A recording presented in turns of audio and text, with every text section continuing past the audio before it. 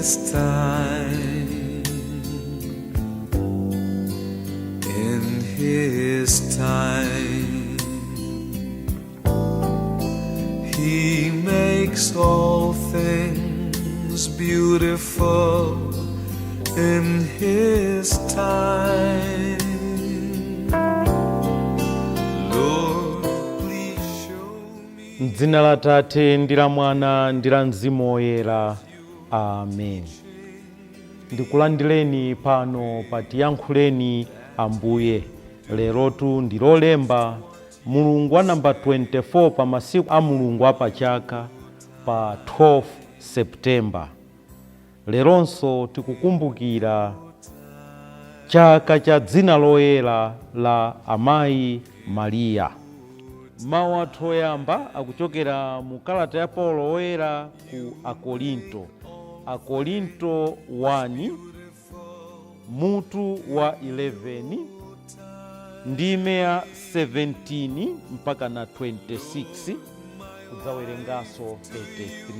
Amene akutiwerengera mawu oyamba ndi a Andrew Custard, a Catholic Teachers Association, kuchokera ku St. Martin Parish, Chirimba, mu Archdiocese ya Blantyre. Uthenga wathu wabwino ukuchokera mu uthenga wa Luka mutu wa 7 ndime yoyamba mpaka na 10. Ndipo amene akutiwerengera mthenga wabwino komanso kutigawira mawu ndi Father Emmanuel Chikaya, kuchokera ku Mount Carmel, Kasungu, mu Archdiocese ya Lilongwe. Tipemphere. Atate, tikukuthokozani chifukwa mwatipasanso Mulungu wina watsopano, Mulungu wakuti timve mawu anu, mutiyankhule ife, ndipo pamene mukutiyankhula mukufunanso kuti ife tizichita zimene inu mukutiuza. Tipaseni mtima omvetsera mawu anu komanso mtima ochita zimene mawu anuwa akutiuza. Ulemu ukhale kwa Atate ndi kwa Mwana ndi kwa Mzimu Woyera, monga panali poyamba ndi tsopano ndi masiku onse ndi pa nthawi zosatha. Amen. Mawu a nkalata yoyamba ya Paulo woyera kwa Akorinto. 1 Akorinto mutu 11 kuyambira ndime ya 17 mpaka 26 kutsiriza ndime ya 33. Abale, pali mfundo ina imene sindingakuyamikireni, ndiye kuti misonkhano yanu imabweretsa zoyipa osati zabwino ayi. Choyamba ndikumva kuti mukamasonkhana mu mpingo mumapatulana, ndipo ndikhulupirira kuti zimenezi kwinaku nzoona. Nkofunika ndithu kuti pakhale kusiyana maganizo pakati panu, kuti amene ali okhoza pakati panu adziwike. Pamene musonkhana pamodzi, chimene mumadyatu si mgonero wa Ambuye. Inu mumati mukamadya, aliyense angoyambapo kudya chakudya chake, kotero kuti wina amakhala ndi njala, mmenemo wina waledzera. Zokuonerani zimenezi. Kodi mulibe nyumba zomakadyeramo ndi kumweramo? Kodi kapena mufuna kunyazitsa mpingo wa Mulungu ndi kuwachititsa manyazi amene alibe kanthu eti? Ndikuwuzeni chiyani tsono? Ndingakuyamikeni ngati? Iyayi. Pa zimenezi singakuyamikeni konse. Inetu zimene ndidalandira kwa Ambuye ndi zimene nanenso ndidazipereka kwa inu, zakuti usiku umene adaperekedwa uja, Ambuye Yesu adatenga mkate, ndipo atathokoza Mulungu adaunyemanyema nati, ili ndi thupi langa limene likuperekedwa chifukwa cha inu. muzichita zimenezi kuti muzindikumbukira. Momwemonso atha kudya, Ambuye Yesu adatenga chikho nati, chikhochi ndi pangano chatsopano chotsimikizika ndi magazi anga. Nthawi zonse mukamamwa chikho chimenechi muzindikumbukira. Pakuti nthawi zonse mukamadya mkate umenewu ndi kumwa chikho chimenechi mumalalika imfa ya Ambuye mpaka adzabwerenso. Tsono abale anga, pamene musonkhana kuti mudye mgonero wa Ambuye, muzidikirana. Mawu a Ambuye. Tithokoze Mulungu. Ambuye akhale nanu. Mawu mu Uthenga Wabwino monga adalembera Luka woyera, Luka 7 ndime yoyamba mpaka na 10. Pa nthawi yomweyo Yesu atatsiriza kulankhula zonsezi ndi anthu aja, adapita ku Kapenawo.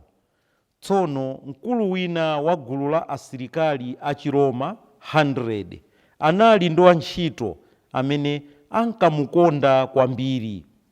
Wantchitoyo ankadwala ndipo anali pafupi kufa. Mkuluyo atamva za Yesu, adatuma akulu ena a Ayuda kwa iye kukapempha kuti adzachiritse wantchito wakeyo. Pamene adafika kwa Yesu, adampempha kolimba namuwuza kuti ameneyu ngoyenera kuti munchitire zimenezi, chifukwa amakonda mtundu wathu, mwakuti adatimangira nyumba ya mapemphero. Tsono Yesu adapita nawo. Pamene iye ankayandikira nyumba yake, mkulu wa asilikali uja adatuma abwenzi ake kwa Yesu kukamuwuza kuti, Ambuye, musadzivute, pakuti sindili woyenera kuti inu nkulowa m'nyumba mwanga. N'chifukwa chake sindidadziyesenso woyenera kudza kwa inu, koma mungonena mawu okha kuti wantchito wanga achire. Ine ndili ndi akuluakulu ondilamulira, komanso ndili ndi asilikali amene ineyo ndimawalamulira. Ndimati ndikauza wina kuti pita, amapitadi. Ndikawuzanso wina kuti bwera, amabweradi. Ndipo ndikawuza kapolo wanga kuti chita chakuti, amachitadi. Yesu atamva zimenezi, adachita naye chidwi. Adatembenuka nawuza chinamtindi cha anthu amene ankamutsata aja kuti, ndithudi ngakhale pakati pa Aisraeli sindidapeze chikhulupiriro chotere. Otumidwa aja adabwerera ku nyumba nakapeza wantchito uja atachiritsidwa. Uthenga wa Ambuye. Ulemu kwa inu Ambuye Yesu Khristu. Lero tikuchita chaka tikukumbukira dzina loyera la Amayi Mariya. Chaka chilichonse chimene timayang'ana Amayi Mariya, timaona zazikulu gawo limene iwo adatenga pa mbiri ya chipulumutso chathu, ndi timawalemekeza. Leronso tikulemekeza dzina lawo. Mawu athu oyamba amene achokera mkalata ya Paulo oyera yachiwiri kwa Akorinto atithandiza ife kudziwa nkhani ya Ukaristiya. Atichenjeza ife kuti kodi Ukaristiya ndi chani. Paulo pakuchenjeza kumeneku afuna kutiphunzitsa ife kuti tiziwe zenizeni za nkhani ya Ukaristiya. akutiuza kuti ukaristiya si mgonero ayi, koma ndi thupi ndi magazi a Ambuye Yesu. Kuti mu ukaristiya, tikamalandira ukaristiya, tikulandira Ambuye Yesu weniweni, Ambuye Yesu mwini. Nde chifukwa chimenecho timayenera kulemekeza sakramenti limeneli la ukaristiya, chifukwa tikumulandira Ambuye Yesu mwini, akulowa mwa ife mmoyo wathu. Ndipo pali wanzeru wina amene anatiuza kuti timakhala chimene ifeyo timadya. Pamene ukulandira Ambuye Yesu mwini, ukudya Ambuye Yesu mwini, Ambuye Yesu yotu akufuna kuti ifeyonso tikhale iyeyo, tikhale Ambuye Yesu wina pakati pa azathu. Kodi inuyo ndi ine tikamalandira ukaristiya timadziwadi kuti Ambuye Yesuyo akufuna tife tikhale Ambuye Yesu wina pakati pa azathu, tizichita zimene Ambuye Yesuyo amachita, zimene Ambuye Yesuyo akufuna kuti achitirena. Ifeyo tikukhala manja, makutu, mapazi, nzeru za Ambuye Yesu. Ifeyo tikuyenera kubweresa ufumu wa Mulungu pakati pa anthu ena, mmene Ambuye Yesu amachitira ndi mmenenso Ambuye Yesu amachitira. Chakudya chimenechi, ukaristiya, ndi chakudya chimene chimatipanga ife kuti tikhale amodzi. Si chakudya choti mwazisa ife ayi, si chakudya choti ifeyo tikhale kuti odana ndi ena ayi, akumati tikhale pamodzi, tikudya limodzi, tikhale amodzi. Chakudya chimenechi, ukaristiya, Paulo woyera mmene akutiuzira nchoti chikuyenera kuchotsa kusiyana kumene nthawi zina pakati pathu kumakhalapo. Tikuyenera kukhala anthu oyanjana. Ndi chakudya chomwe chimatikumbutsa Ambuye Yesu mu njira zitatu. Mchizungu timati memory, koma ndi more than kuti tikumbukire zinthu zakale ayi. Sikungokumbukira zakalezo. Chakudya chimene ndifaikira manati muzichita izi kuti mundikumbukire. Ndipo ndi zimene Paulo woyeraso akutikumbusa kuti Ambuye Yesu analipo, tinali nawo, anakhala pansi pano, anakhala nafe ngati munthu. Komanso Ambuye Yesuyo alipo, ali moyo tsopano. Komanso Ambuye Yesuyo adzakhalapo, sangafe, alipo moyo wonse. Muzichita zimenezi kuti mundikumbukire, ndi zimene akuthandawo. So ine ndikalandira ukaristiya sindikulandira mgonero ayi, ndi Ambuye Yesu yemwe, Ambuye Yesu weniweni. Izitu ndi zazikulu zomwe timalandira pa nsembe ya ukaristiya.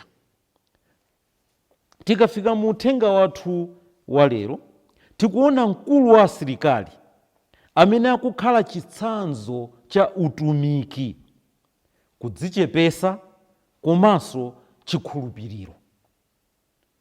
Ngakhale anali munthu wa udindo, munthu wa mphamvu zake, koma anakhala otumikira wantchito wake. Servant leadership. Si yang'ana kuti kodi ndikumutumikirayo ndi ndani. Apatu tikuona iye akutumikira wantchito wake.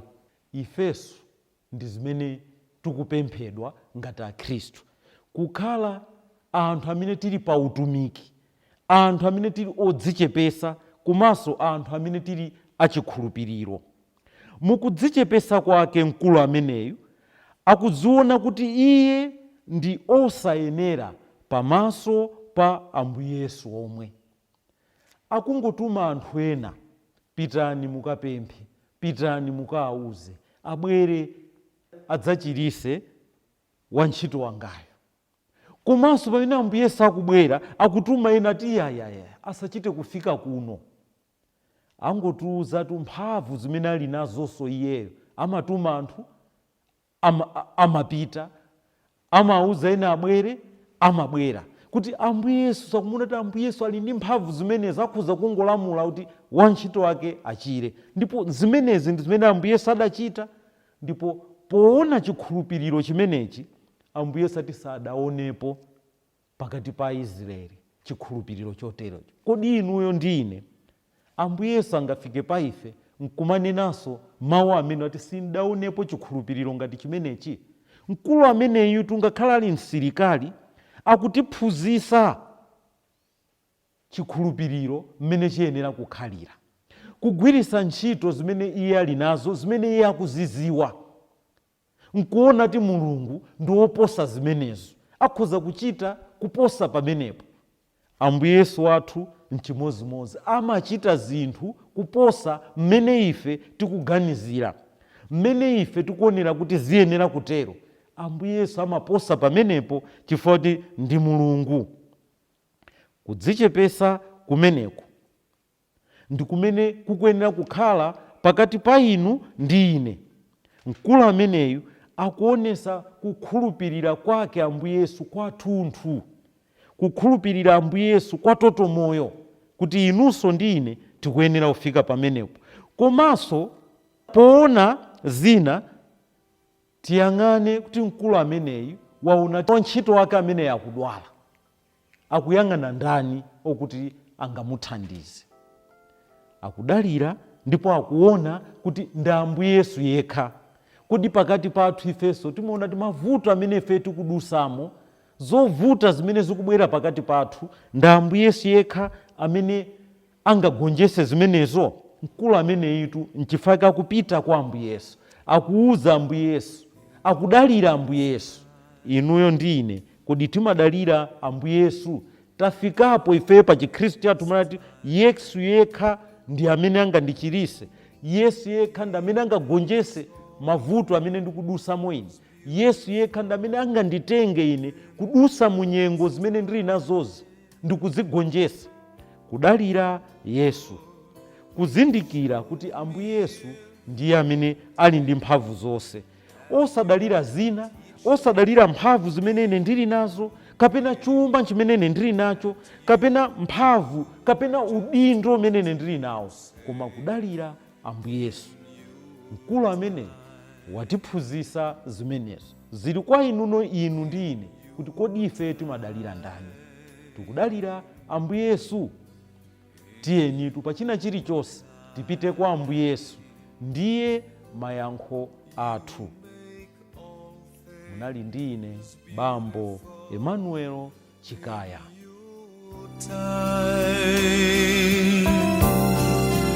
Lord, my life to you I bring. May each song I have to sing be to you a love